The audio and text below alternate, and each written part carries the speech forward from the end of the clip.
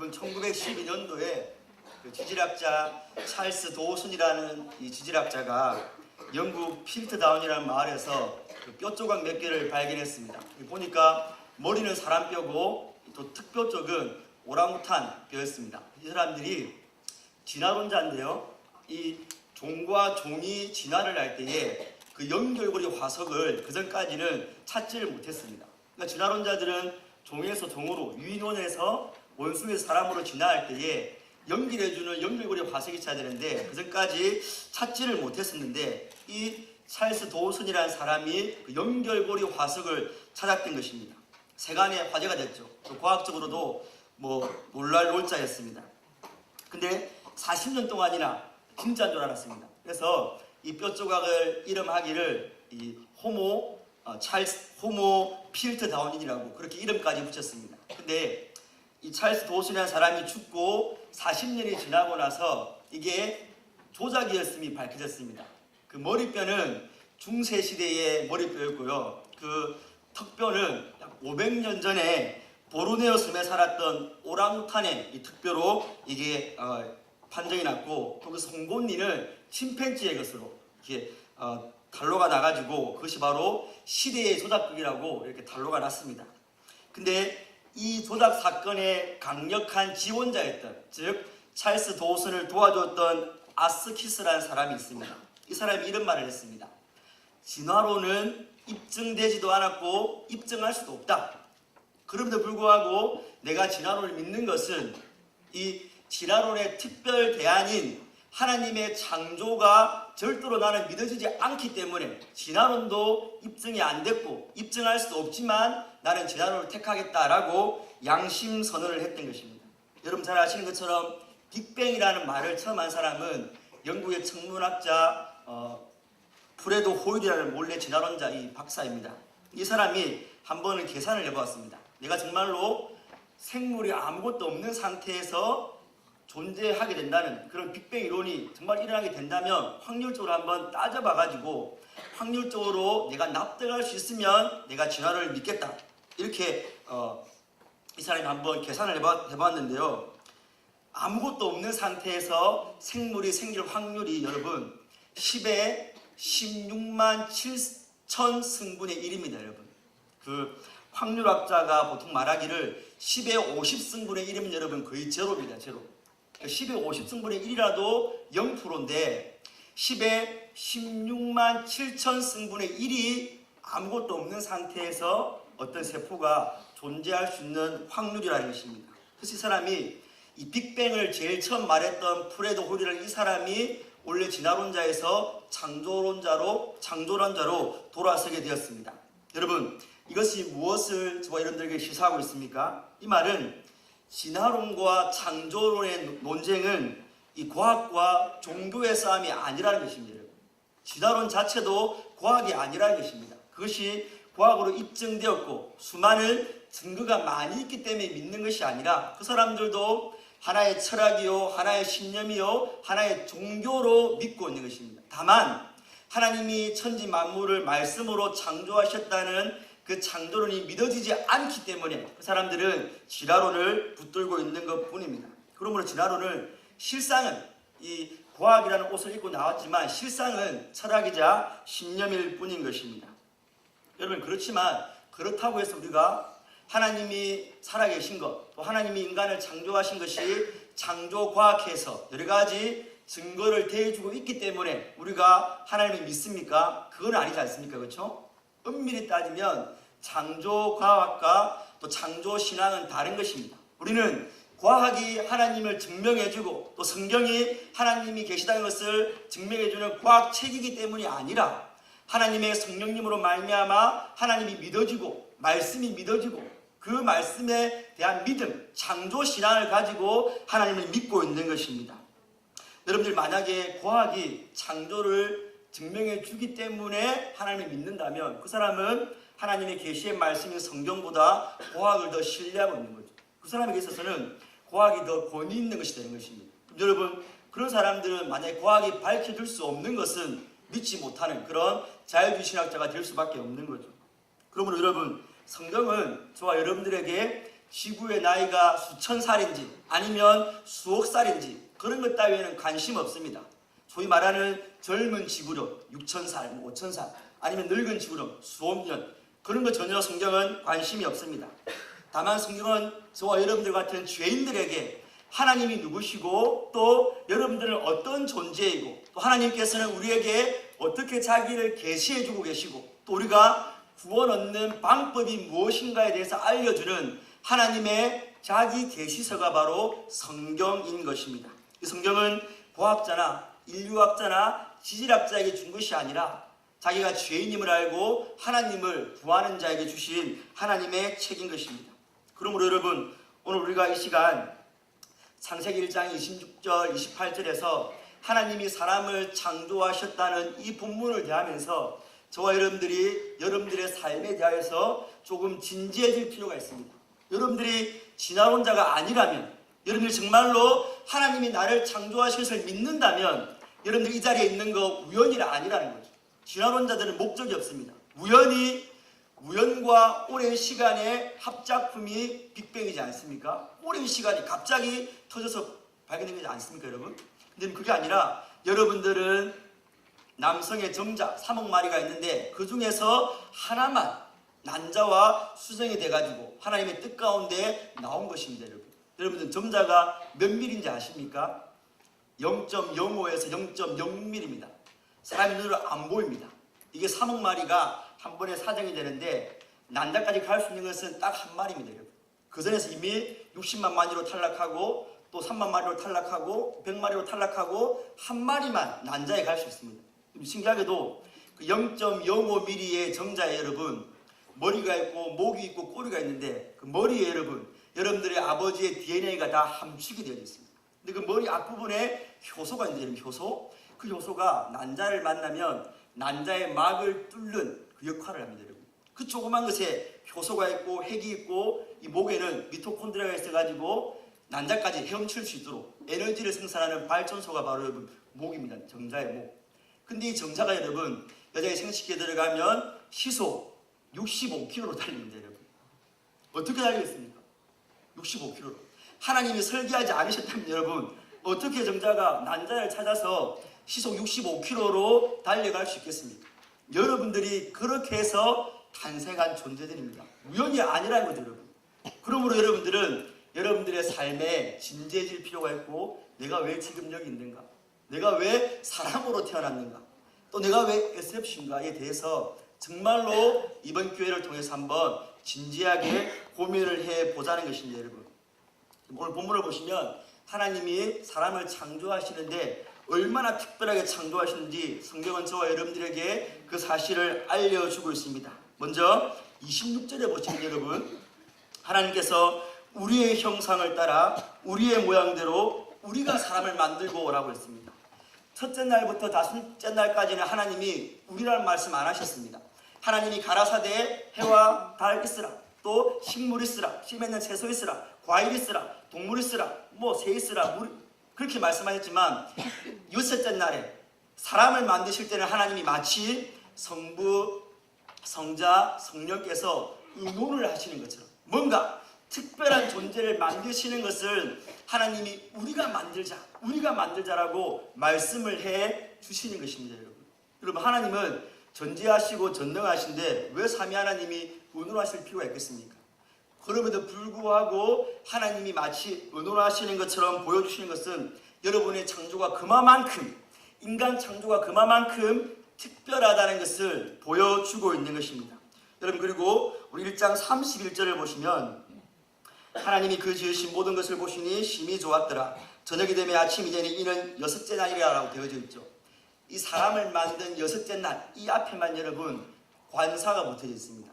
첫째 날부터 다섯째 날까지는 그냥 첫째 날, 둘째 날 형용사만 있었는데 이 여섯 번째 날에는 그 여섯째 날이다. 사람 만든 그날이 바로 그 여섯째 날이다라고 하나님이 그날을 집어서 특별함을 저와 여러분들에게 지금 앞에 우리가 함께 만들자라는 것과 함께 합하여서 보여주고 있는 것입니다. 오늘 바로 하나님이 사람을 만든 그 날이 얼마나 중요하다는 것을 여러분들에게 증명해 보여주고 있는 것이죠. 그리고 또 우리가 봤던 것처럼 하나님이 우리의 모양, 하나님의 형상과 하나님의 모양으로 만들자라고 했습니다. 우리도 그렇지만 어떤 것을 강조할 때 여러분 우리가 말을 반복해서 하지 않습니까? 여기 모양과 형상도 똑같은 뜻입니다. 근데 여기서 하나님께서 우리의 모양대로 우리의 형상대로 만들자 하신 것은 이 사람을 만드실 때 하나님의 형상으로 만드시는 것을 강조해서 저와 여러분들에게 지금 보여주고 계신 것이죠. 여러분 그렇다면 이제 저와 여러분에게 중요한 것은 과연 하나님의 형상이 무엇이길래 천사도 하나님의 형상으로 지음받지 못했고 또 세상의 그 어떤 피조물도 하나님의 형상으로 지음받지 못했는데 하나님이 인간을 하나님의 형상으로 창조하시고 또 그것이 얼마나 귀한지 그날이라고 하시고 또 우리가 의논하는 것처럼 말씀하시기까지 하나님의 형상으로 지음받은 것을 이렇게 강조해 주고 계신 것입니까 여러분? 여러분 잘 아시는 대로 우리 하나님께서 십계명에서 너희가 나의 모양을 형상으로 만들지 말라 했습니다. 우상 만들지 말라 했습니다. 그 무슨 말입니까? 하나님은 영이시기 때문에 형상이 없는 분이라는 거죠. 그럼에도 불구하고 하나님이 자기의 형상, 우리의 모양대로 사람을 만들었다는 것은 한 가지 분명한 사실은 지금 눈에 보이는 이런 어떤 인간의 골격, 인간의 외형이 하나님의 형상은 아니다라는 것을 우리가 알 수 있게 됩니다. 사실 이 문제는 쉽지만은 않은데요. 우리가 신약을 보면 하나님의 형상이 무엇인지 알 수가 있습니다. 우리가 아까 우리 사회자분이 읽었던 것처럼 고린도전서 1장 30절을 보면 예수님은 하나님께로부터 나와서 우리에게 있고 또 우리는 하나님께로부터 나와서 예수님이 우리에게 지혜와 의로움과 거룩함과 구속함이 되셨다라고 말을 하고 있습니다. 무슨 말입니까 여러분? 예수 믿기 전에 인간에게는 예수님이 없는 인간에게는 인간이라 할지라도 의로움과 거룩함과 지식이 없다는 것을 이 고린도전서 1장 30절 말씀 여러분 알려주고 있는 것입니다. 똑같은 사람인데 예수님을 믿고 있는 자, 예수님이 있는 자에게는 의로움과 지식과 거룩함이 있고 똑같은 사람인데 예수님이 없는 자에게는 이 세 가지가 없다고 성경이 말씀을 하고 있는 것입니다 여러분. 그리고 에베소서 4장 24절을 보니까 하나님을 따라 의와 진리의 거룩함으로 지으심을 받은 새 사람을 입으라. 하나님을 따라 하나님의 모양으로 의와 진리의 거룩함으로 지으심을 받은 새 사람을 입으라는 것입니다. 여기 의와 진리의 거룩함이라는 것은 그 진리가 의와 거룩함을 다 수식합니다. 그러니까 진리의 의, 진리의 거룩함을 입으라는 것입니다. 그러니까 진리란 말은 참의, 참 거룩함이 하나님의 형상으로 지음받은 사람에게는 있다라는 것을 오늘 또 본문이 말해주고요. 또 고로새서 3장 10절 보니까 여러분 새 사람을 입었으니 이는 자기를 창조하신 자의 형상을 따라 지식에까지. 아까 고린도전서 1장 30절에서 예수 안에 있는 자는 의와 지식과 거룩함이 있다고 했는데 에베소서 4장에서는 의와 거룩함을 말했고 고린도전서 3장에서는 지식에까지 하나님의 형상으로 새로워지는 게 구원받은 자의 실존이다라고 여러분 말을 해주고 있는 것입니다. 우리는 이처럼 신약 성경을 통하여서 우리가 뭔가 신약 성경은 지금 예수 믿는 자들이 뭔가 잃어버렸다가 뭔가를 회복했는데 그게 바로 지식이고 거룩함이고 의다라고 저와 여러분들에게 힌트를 해주고 있는 것입니다. 우리 개혁주의에서는 하나님의 형상이라고 할 때 바로 이 세 가지를 말합니다. 그래서 소리문다 신문에서 사람이 하나님께서 사람을 어떻게 창조하셨습니까? 라고 물어볼 때 이렇게 답을 합니다. 하나님은 사람을 남자와 여자로 창조하셨는데 하나님의 형상을 따라 의와 거룩함과 지식으로 창조하시고 모든 피조물을 다스리게 하셨습니다. 라고 우리 17세기에 지은 소요리 문답이 하나님의 형상이 무엇인지 저와 여러분들에게 분명하게 알려주고 있는 것입니다. 여러분 그렇다면 이 하나님의 형상에서 인간이 지식에서 하나님의 형상으로 지음받았다는 것은 과연 무슨 뜻이겠습니까? 그건 바로 제일 처음 사람 아담과 하와에게는 하나님을 아는 지식 그리고 피조세계를 바라보면서 그것들이 어떤 속성을 가지고 있는지를 알았다는 것을 말합니다.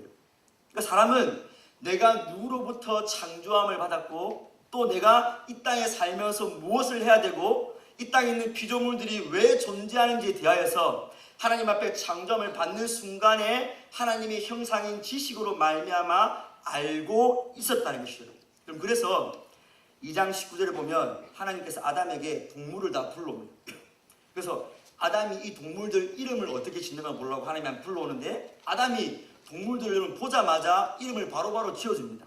놀랍게도 근데 아담이 지어주는 그 이름이 동물의 이름이 되어버립니다, 여러분. 그럼 성경에서 누군가가 누군가에게 이름을 지어준다는 것은 그 이름을 짓는 대상이 그 상대방의 존재를 다 알고 있다는, 속성을 다 알고 있다는 의미가 있고, 또 이름을 지어준다는 것은 소유권을 주장하는 것입니다. 무슨 말입니까? 아담이 얼마나 하나님의 지시로 충만했는지 오는 동물들마다 너는 타조, 너는 낙타, 너는 악어, 이렇게 동물의 속성에 따라서 바로바로 이름을 지어줄 수 있었고, 하나님 말씀처럼 동물을 다스릴 수 있는 권리가 사람에게 있었다는 거죠. 이게 바로 여러분 사람에게 하나님을 아는 지식, 이게 하나님의 형상의 지식적인 측면을 말을 해주고 있는 것입니다. 그러면 사람이 하나님의 형상인 거룩함으로 지음받았다는 것은 무슨 말이겠습니까? 거룩함. 거룩함이라는 것은 여러분 잘 아시는 대로 분리되었다, 구별되었다, 헌신되었다는 말입니다. 이 제일 처음 사람 아담과 하와는 죄가 없었기 때문에 하나님과 얼마든지 교제할 수 있고, 또 죄가 없었기 때문에 하나님 앞에 자기를 온전히 헌신해서 하나님 안에서만 만족하고 하나님 한 분으로만 기뻐하는 그 삶을 누릴 수가 있었다는 거죠. 우리 죄인이 하나님 앞에 나가지 못하는 것과 비교해 볼 때에 이 거룩함이라는 것이 얼마나 소중합니까, 여러분? 하나님이 얼마나 거룩하신데 그 인간이 하나님 앞에 얼마나 자유롭게 나갈 수 있었는가? 그게 바로 인간에게는 제일 처음 이 거룩함이 있었기 때문에 가능했다라고 성경은 말을 해주고 있는 것입니다. 그리고 마지막으로 하나님의 형상인 의로움으로, 사람이 의로움으로 창조함을 받았다는 것은 무슨 말이겠습니까? 의로움. 그럼 성경에서 의로움이라는 것은 어떤 대상과 대상 사이에서 올바른 관계를 말합니다. 즉 아버지가 자녀를 사랑하고, 자녀는 부모에게 존경하고 순종하고, 또 선생님은 제자들을 사랑하고, 제자는 선생님을 존경하고 또 순종하고, 그런 어떤 대상 사이에서의 바른 관계, 이게 바로 의입니다. 의. 그러니까 곧 하나님과 인간 사이에 의로움이 있었다는 것은 아담은 하나님이 무슨 말씀을 하시든 순종할 수 있었고, 또 하나님은 아담의 경배를 받으시고, 아담은 하나님을 높이는 그 자리에, 넙죽 엎드리는 자리에 있을 수 있다는 것을 성경이 말을 하는 거죠. 이처럼 여러분 제일 처음 사람 아담과 하와는 이 지식과 의로움과 거룩함이 있었기 때문에 하나님에 대해서 충분히 알았습니다. 그리고 언제든지 하나님과 교제할 수 있었고, 그분 앞에 자기 자신을 온전히 헌신하는 자였습니다. 그리고 의로움이 있었기 때문에 하나님이 말씀하셨던 모든 말씀에 순종할 수 있는 능력이 있는 자가 바로 제일 처음 사람, 하나님의 형상으로 지음을 받았던 아담과 하와였던 것입니다. 근데 여러분 중요한 것은 이 하나님의 형상으로 지음받은 인간은 하나님의 형상이 있었기 때문에 자유의지가 있습니다. 자유의지. 무슨 말이냐면 하나님 앞에 순종할 수도 있었지만 하나님 앞에 또 자기 마음대로 순종하지 않을 수 있는 그런 의지가 있었다는 거죠. 왜냐하면 하나님이 사람을 로봇처럼 안 만들었기 때문에 그렇습니다.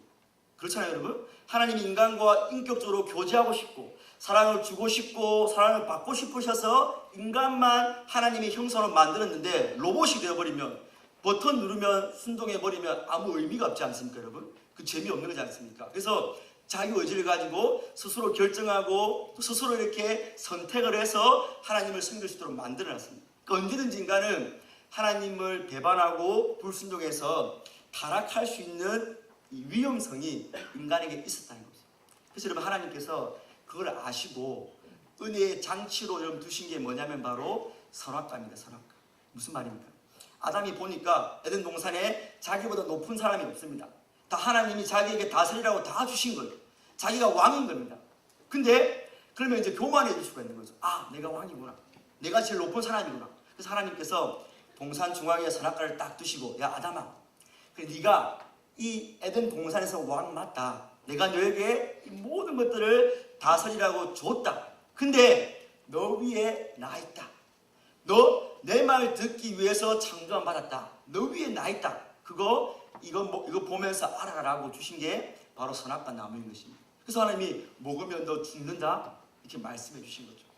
근데 여러분 잘 아시는 것처럼 아담과 하와가 여러분 먹었습니까? 안 먹었습니까? 그렇죠 여러분. 먹었습니다. 그게 바로 인간의 제일 첫 번째 죄인 여러분 원죄입니다. 원죄. 여러분 이거 선악과 먹은 것은 단순하게 농촌에서 비닐하우스 지나가다가 그냥 참외 하나 서리한 게 아닙니다 여러분. 딸기 하나 따먹은 게 아닙니다 여러분. 선악과를 먹느냐 안 먹느냐의 문제는 하나님이 주신 자유의지를 가지고 하나님만 섬기고 하나님 한 분만 경배할 것인가, 아니면 내가 하나님 자리에 올라가서 내가 하나님이 될 것인가 하는 정말로 큰 문제였습니다. 근데 안타깝게도 제일 첫사람 아담과 하와는 여러분 그 선악과를 먹고 말았다라는 것입니다. 여러분. 이게 바로 인간에게 주어진 제일 최악의 비극이자 정말 저주였던 것입니다. 그래서 인간은 여러분 그 뒤에 하나님의 형상이 오염이 되어버렸습니다. 그게 왜곡이 되고 찌그러져 버렸어요. 그러니까 인격은 남아있습니다. 동물하고 달라요. 동물은 본능적으로 움직입니다. 그럼 동물이 팬티 안 입는다고 부끄러워합니까 여러분? 사자가 사슴 한 마리 잡아놓고 양심의 가치를 느낍니까? 아니죠 여러분. 동물은 본능적으로 움직입니다. 사람은 인격이 있어요. 그러니까 불신자라도 타락한 사람이라도 인격은 남아있는데 이제 기능을 못합니다. 하나님을 모르게 되어버렸습니다. 하나님의 말씀에 순종할 수 있는 의로움을 잃어버렸습니다. 하나님과 교제할 수 있는 거룩함을 잃어버린 거예요. 처음에 가지고 있었던 지식과 의로움과 그 거룩함을 이 죄로 말미암아 기능하지 못하게 된 존재가 바로 죄인들인 것입니다. 여러분들 친구들을 보십시오.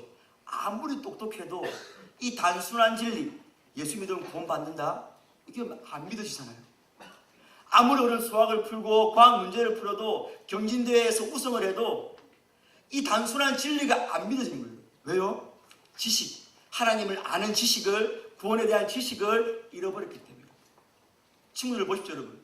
그 한번 와보자 할 때에 정말로 똥 밟은 것처럼 인상을 쓰지 않습니까? 왜요? 거룩함이 없기 때문에. 하나님이 무서운 거예요. 하나님 앞에 오기가 싫은 거예요. 로마서 1장 28절 말씀에 사람들이 그 마음에 하나님 두기를 싫어하면, 이제는 하나님과 교제하고 싶은 게 아니라 하나님을 비하고 싶고 자기가 왕이 되고 싶은 거거든요. 또 불신자들은 순종 못하죠 여러분. 하나님 말씀 앞에 하나도 순종 못하는 게 여러분들의 친구들이지 않습니까 여러분? 근데 여러분 어떻게 저와 여러분들은 오늘 이 시간에 이렇게 하나님 아버지를 알아서 그분을 아버지라고 하고 예수님을 내 주님이라고 하고 또 하나님께 예배하는 이 교제의 자리, 또 다른 거 할 수도 있지만 하나님의 말씀에 순종해서 이 자리에 나와 앉아 있을 수가 있습니까 여러분? 왜 그렇습니까 여러분? 그 친구와 나와 뭐가 다르길래? 내가 더 잘생겼습니까? 머리숱이 더 많습니까? 아니잖아요 여러분. 다른 게 전혀 없어요. 키가 더 큽니까? 아무것도 없음에도 불구하고 왜 우리는 오늘 이 시간에 이렇게 앉아서 하나님 앞에 예배 드릴 수 있는 SFC라는 이 고귀한 존재가 되었냐는 것이에요. 이 사실을 여러분들이 진지하게 고민하셔야 돼요. 여러분들. 진지하게 받아들이셔야 되는 거예요. 여러분. 성경은 바로 그 이유가, 바로 그 원인이 예수님 때문이다라고 저와 여러분들에게 설명을 해주고 있습니다. 여러분, 예수님이 이 땅에서 저와 여러분들을 위해서 무엇을 하셨습니까? 예수님은 이 땅에서 여러분 제일 첫 번째로는 선지자로 살아가셨습니다. 선지자. 그래서 신명기 18장 15절 보니까요, 모세가 이런 말을 합니다. 내 하나님 여호와께서 너의 중 내 형제 중에서 나와 같은 모세와 같은 선지자 하나를 너를 위하여 일으키리니 너희는 그를 들을지니라. 모세가 이스라엘 백성들에게 나중에 나도 잘 모르겠지만, 모세도 잘 모르겠지만 너희 중에서 너희 형제 가운데 나보다 더 위대하고 나보다 더 뛰어난 선지자를 일으킬 것이다. 그것을 이제 사도행전에서는 베드로 사도가 그 모세가 말한 선지자가 바로 예수다라고 말을 했거든요. 모세가 이미 수천 년 전에 예수님이 선지자로 오실 것을 알고 예언을 해 주었다라는 것입니다. 또 예수님이 공생의 가운데 사역을 하실 때에 하나님이 이렇게 말씀하십니다. 이는 내 사랑하는 자요 내 기뻐하는 자니 너희는 그의 말을 들을지니라. 우리 하나님께서 이는 내 사랑하는 자요 내 기뻐하는 자니 너희들은 이 예수의 말 들으라. 예수의 말 들으라고 예수님의 선지자 사역을 말씀해 주셨고요. 우리 예수님께서는 헤로드 왕에게 선지자가 내가 예루살렘 밖에는 죽는 법이 없다라고 말씀하시면서 당신께서 십자가에서 선지자로서 죽으시고 또 선지자로서 십자가에 못 박히실 것을 이미 당신 스스로가 말씀해 주신 것입니다. 그래서 이제 예수님 오기 전에는 여러분 구약에는 이제 그 모세의 후계자들이 선지자가 됐던 거죠. 근데 예수님 진짜 선지자 실체가 오니까 그 선지자들이 필요 없는 것입니다. 한번 생각해 보십시오 여러분. 그래서 구약에서는 선지자들이 하나님의 말씀을 대언할 때 뭐라 했습니까? 여호와께서 가라사대 이렇게 말했죠 여러분. 그렇죠? 그러니까 간접으로 말했어요. 왜? 선지자는 하나님의 말씀을 받아서 하는 거니까. 근데 진짜 선지자이신 우리 예수님께서 뭐라 하셨습니까?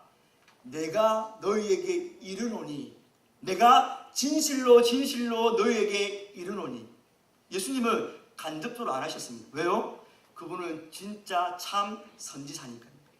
그래서 호세아 4:6절 말씀에 내 백성이 지식이 없어 망한다. 하나님을 모르니까요.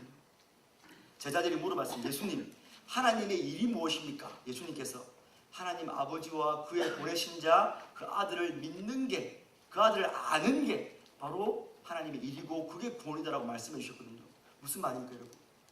하나님을 아는 지식이 없으므로 다 구원을 받지 못하는데 예수님이 내가 곧 길이요 진리요 생명, 그분이 진리가 되셔서 그분이 말씀인데 육신이 되셔서 오셔서 하나님을 보여주신 거예요.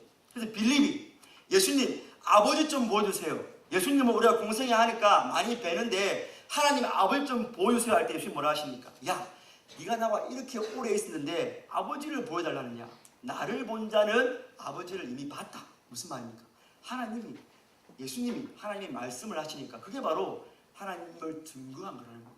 그래서 이것처럼 우리 예수님은 참 선지자로서 여러분들이 잃어버렸던 하나님을 아는 지식 또 나 스스로를 아는 지식을 그분이 바로 선지자로서 회복을 시켜주셨다라는 것입니다. 여러분. 그러면 우리가 잃어버렸던 그 거룩함은 하나님과 교제할 수 없게 된 그 거룩함은 어떻게 여러분 회복되었을까요? 한번 그렇죠 여러분. 예. 하나님과 우리가 교제할 수 없는 이유는 죄 때문입니다. 그 죄가 해결돼야지만이 하나님 앞에 나아갈 수가 있고 하나님이 우리를 받아주십니다. 그래서 하나님과 죄인의 관계가 화목되기 위해서는 화목 제물이 필요한데 그게 바로 누구십니까? 예수님이 맞습니까? 그래서 예수님은 우리의 대제사장으로서 우리의 거룩함을 회복시켜 주신 거죠.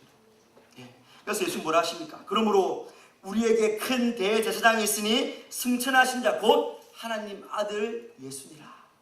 구약의 제사장과 대제사장은 예수님이 올 때까지만 유효한 한시적인 직분이었습니다. 예수님이 오니까 필요 없죠. 구약에는 제사를 드릴 때 짐승을 잡았지만 우리 예수님은 당신께서 당신의 몸을 찢으셔서 우리 죄를 위해서 십자가에 달려 친히 제물이 되어 주셨습니다. 여러분. 또 구약의 제사는 짐승의 피기 때문에 매일매일 드려야 했지만 예수님은 당신의 거룩한 보혈로 영단번에 십자가에 달려 돌아가심으로 다시 우리가 똑같은 제사를 드릴 필요가 없도록 우리를 구원해 주신 것입니다. 구약의 대제사장은 자기도 사람이고 죄인이기 때문에 자기를 위해서 제사가 필요했습니다. 자기가 제사를 드리는 자임에도 불구하고 그러나 예수님은 사람이셨지만 죄가 없는 무흠한 분이셨기 때문에 자기를 위해서가 아니라 저와 여러분들을 위해서 친히 십자가의 대신 대속제물로 돌아가 주신 것입니다. 이게 바로 여러분 예수님이 대제사장으로서 우리의 거룩함을 하나님의 형상을 회복시켜 주신 것입니다. 그럼 여러분 인간에게 이제 또 마비되었던 그 의로움이라는 하나님의 형상은 어떻게 회복되었겠습니까? 여러분? 이건 바로 우리 예수님의 왕직, 왕으로 오신 우리 예수님의 그 직분으로 말미암아 회복이 됐습니다.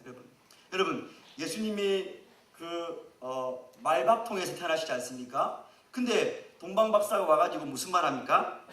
유대인의 왕으로 태어나신 이가 어디 있느냐.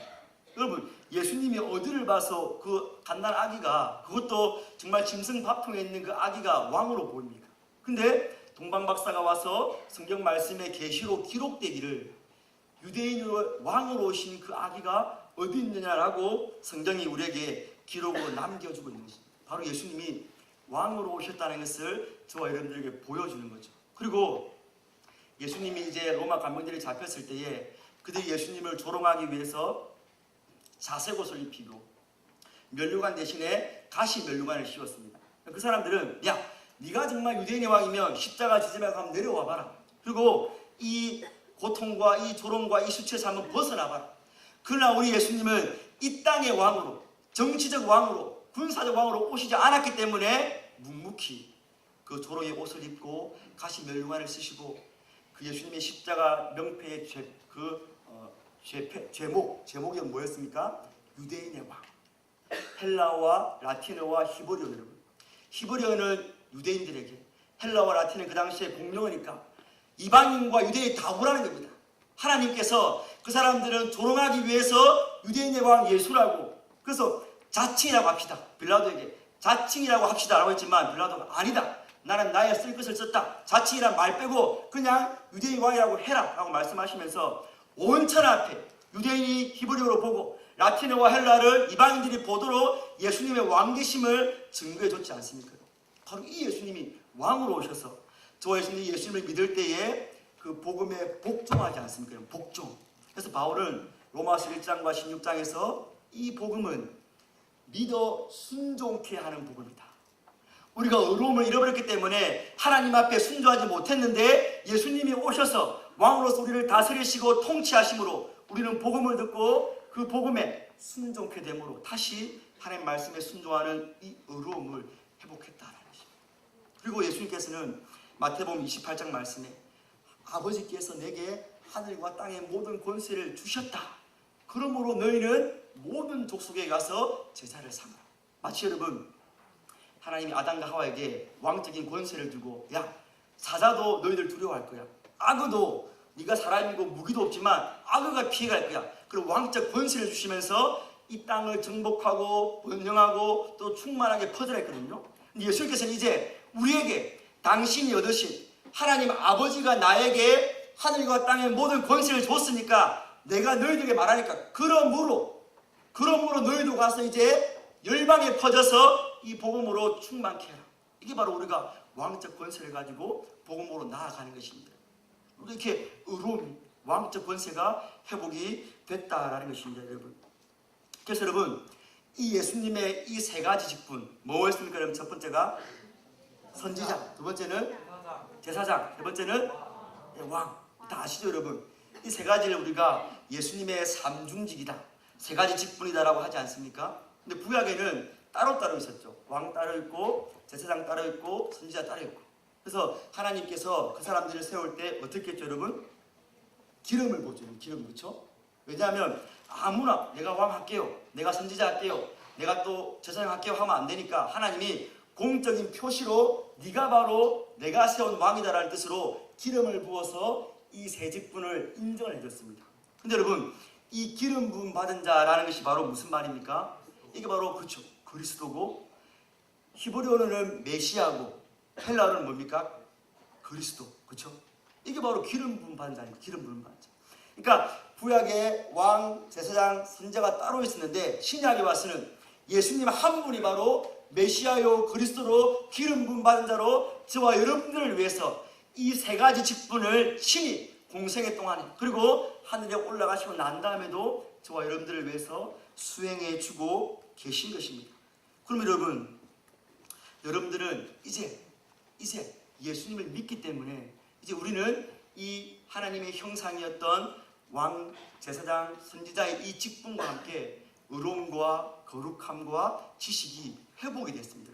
그래서 로마서 8장 29절 보니까 여러분, 하나님께서는 미리 아신 사람들을 택하셔서 당신의 아들의 형상과 같은 모습이 되도록 미리 정하셨습니다 라고 했습니다. 하나님이 창세전에 저와 여러분들을 택하실 때에 목적이 뭐였냐면 하나님의 아들의 형상이 예수님의 형상으로 만들어버리는 것. 근데 고린도후서 4장 4절에는 그리스도는 하나님의 형상이라고 말을 하고 있습니다. 그러니까 예수님은 하나님의 형상이고 하나님의 목적은 저와 여러분들을 예수님의 형상으로 만드는 거니까 결국은 저와 여러분들을 하나님의 형상으로 다시 회복시키는 게 하나님의 구원의 목적이었다라는 것입니다. 무슨 말입니까? 이제 하나님의 형상이 회복된 저와 여러분들은 더 이상 하나님께 대해서 무지하지 않는다는 거죠. 또 하나님을 피해서 숨거나 하나님과 교제할 수 없는 자가 아니라는 겁니다. 또 하나님이 명령을 내리시면 그 명령에 불순종하는 자들이 아니라 순종할 수 있는 자들이 되었다는 것입니다. 왜요? 하나님께서 예수님을 통하여서 저와 여러분들을 그렇게 만들어 주셨기 때문인 거죠. 여러분, 그러므로 여러분들은 진화의 결과물이나 또 원숭이가 변해서 지금의 사람이 된 것이 아니고 예수님께서 그리스도로서 기름 부음 받은 자로서 죽으시고 부활하심으로 회복시키신 하나님의 형상 곧 사람인 것입니다. 여러분들이 그 사실을 깨달으셔야 됩니다. 여러분들은 스마트폰을 쓰는 그런 원숭이가 아닙니다. 여러분, 그냥 일반 원숭이보다 더 많은 단어를 알고 또 더 다양한 의사표현을 할 줄 아는 제일 똑똑한 원숭이가 아니라 처음부터 하나님이 하나님의 형상으로 지은 고귀하고도 특별한 존재들인 것을 여러분들이 절실히 깨닫고 또 깨달아야 되는 것입니다. 여러분, 그러므로 여러분들은 이제 하나님의 형상이 회복되었기 때문에 여러분들은 선지자로서 하나님의 말씀을 듣고 깨닫고 이해하는 그 운동원들이 되어야 되는 것입니다. 또 여러분들은 하나님이 나를 왜 창조하시는지, 또 하나님이 누구신지, 내가 왜 살아야 되는지, 내가 왜 공부를 해야 되는지를 진지하게 고민하시면서 하나님께로부터 답을 찾고 또 하나님의 말씀을 통하여서 그런 것들을 하나하나 깨달아갈 수 있는 그런 영적인 능력을 받은 선지자들이 되었다는 것을 반드시 깨달아야 됩니다. 여러분들은 출세하기 위해서 공부하거나 또 남보다 더 잘 살기 위해서 남들 위에 올라가기 위해서 공부하는 자들이 아니라 공부를 통해서도 하나님을 발견하고 하나님이 창조하신 이 우주 만물의 이런 법칙들을 발견하고 또 하나님이 내게 주신 그 사명을 감당하기 위함이라는 이 선지자적 사명을 가지고 여러분들은 공부도 하고 놀기도 하고 여러분들의 자아를 실현해 나가는 그런 삶을 살아나가야 된다는 것입니다. 그래서 다른 불신 친구들이 여러분들의 말과 행동을 보면서 하나님을 볼 수 있어야 됩니다. 여러분들의 말과 행동에서 예수님의 말씀이 증거가 되어야 됩니다. 그럼 그게 선지자지 않습니까? 그렇죠? 하나님의 말씀을 받아서 대언하는 자가 선지자니까 저 여러분들이 바로 말과 행실에서 그렇게 하나님을 나타내는 선지자들이 되어야 되는 것입니다. 또 여러분들은 이제 회복된 거룩함을 가지고 주님 앞에 언제든지 나아갈 수 있는 존재들이 되었습니다. 여러분, 이 예배의 자리는 여러분 지겹고 따분하고 공부를 할 시간을 빼앗기는 그런 무료한 시간이나 무의미한 시간이 아니라는 것을 여러분은 철저히 깨달아야 됩니다. 여러분 생각해 보십시오.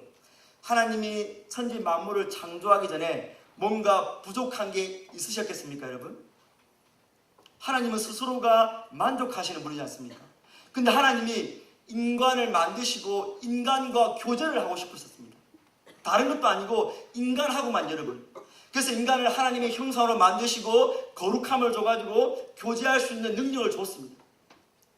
그게 하나님의 마음입니다, 여러분. 아무것도 부족한 것도 없으시고 어느 것 하나 아쉬울 것도 없는 분이 딱 하나 여러분들과 교제하고 싶으신 것. 그게 하나님의 마음입니다. 그 자리가 바로 여러분 예배의 자리지 않습니까?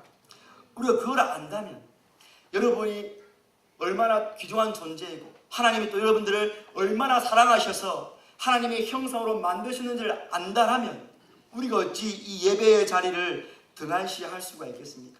우리가 어찌 사소한 이유들로 주일 예배를 범하고 또 하나님과 교제하는 기도하고 말씀 공부하고 또 주일 모임하는 그런 시간들을 우리가 하찮게 여길 수가 있겠습니까?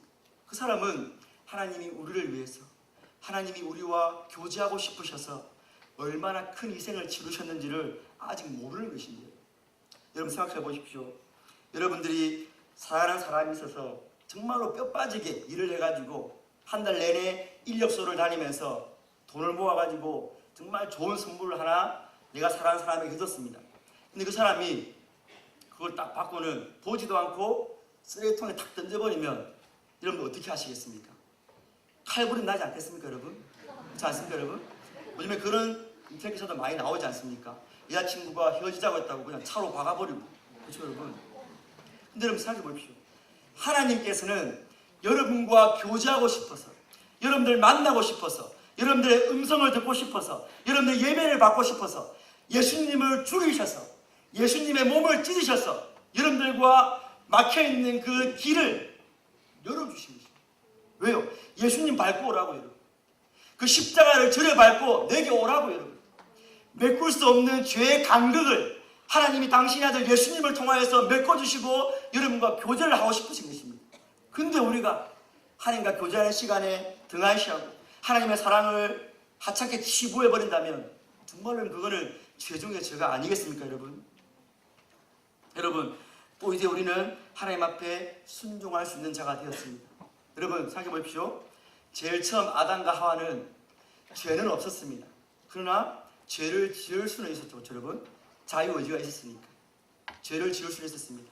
그러나 이제 타락하고 난 다음에는 인간은 죄를 안 짓고는 못 배기는 겁니다. 왜요? 의로움을 잃어버렸으니까.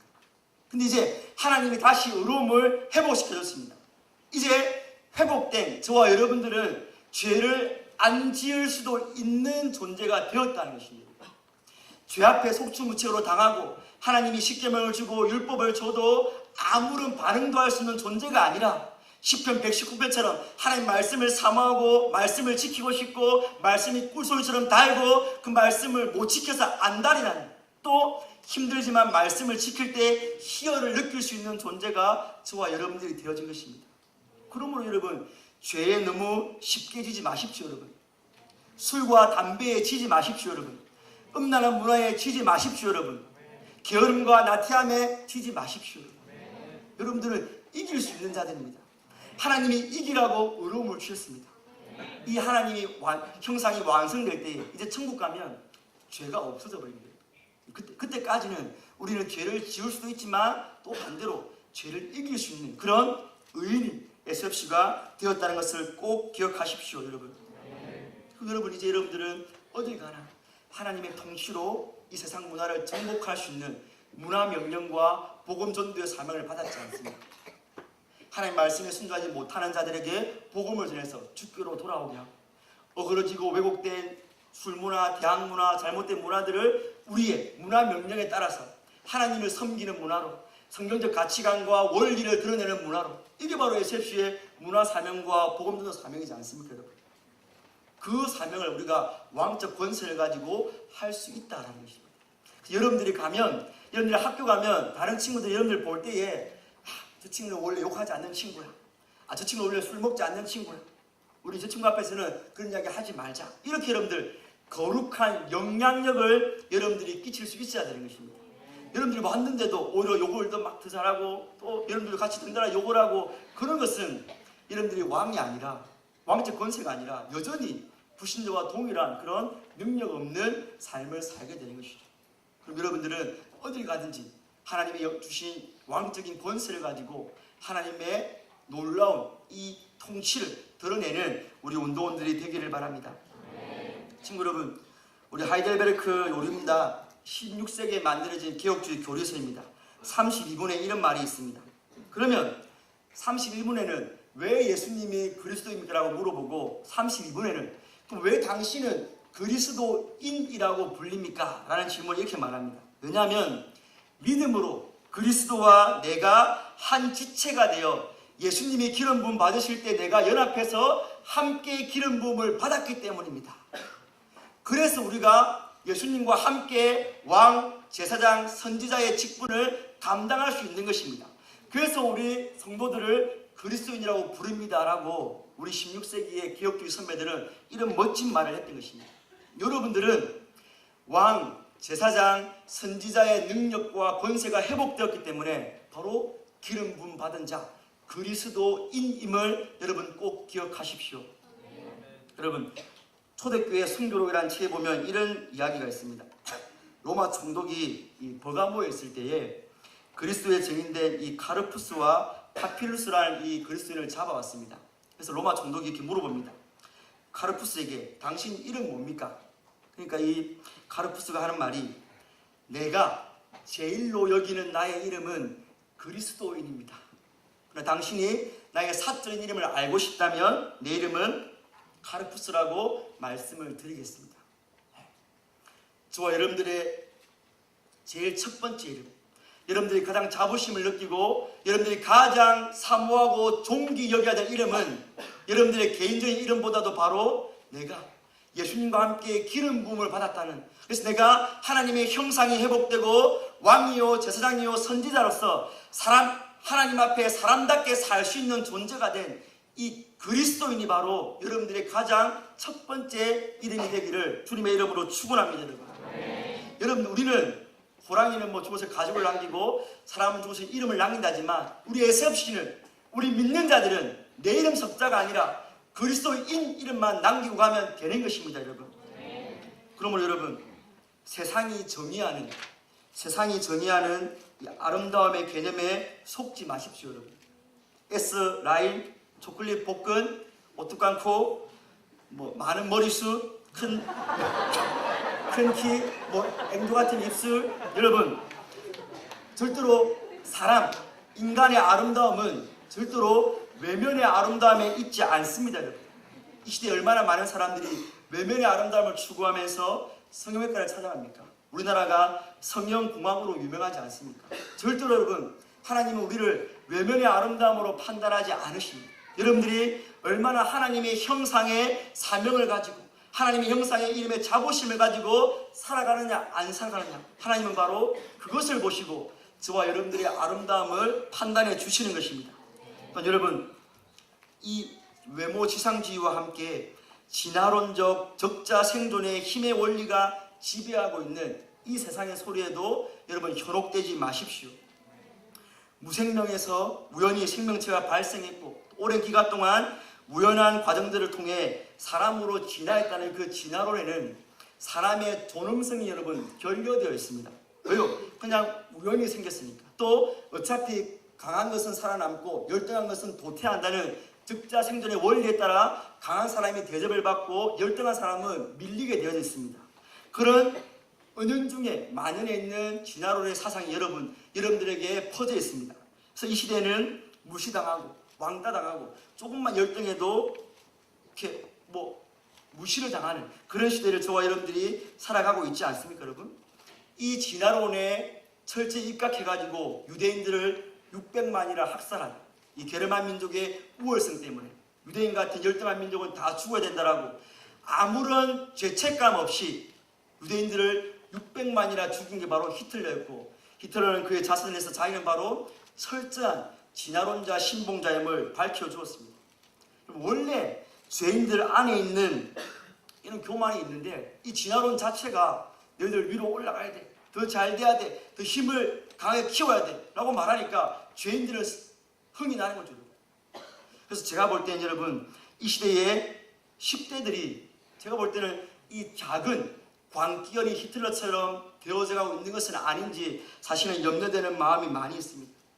원래 죄인들 안에 있는 하나님을 의지하지 않는 교만한 마음과 또 남을 밟고 올라서려는 그 교만한 마음이 야망이 있는데 부모와 학교와 또 사회가 더욱더 인간 재성 안에 있는 그런 진화론적인 사상들을 부추겨가지고 아침부터 밤까지 열심히 공부하게 만들어서 힘과 능력을 길러가지고 세상이라는 먹이사슬에서 가장 최고의 포식자가 되어가지고 남들에게 지지 말고 남들을 밟고 서라고 가르친 것이 바로 여러분들이 속해 있는 세상인 것입니다.